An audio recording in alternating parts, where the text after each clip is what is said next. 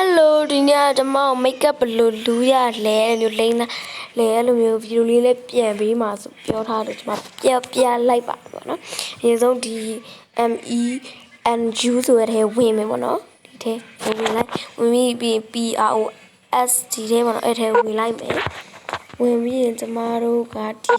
ဒုတိယနှိပ်မယ်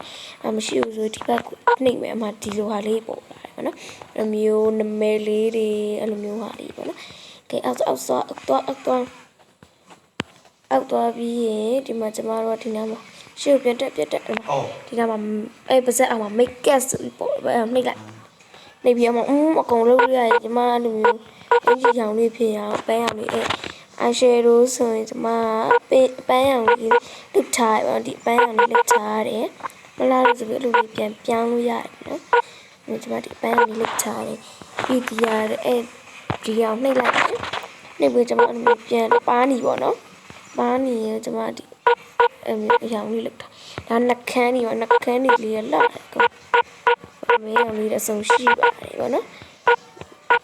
အောက်မှာဆိုရင် functional reset ဆိုရပြန်လုပ်လို့ရတယ်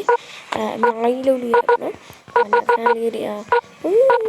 ရမ်းမိုက်နှကန်းလေးလေးအလားဆုံးဒီအရောင်လေးပေါ့နော်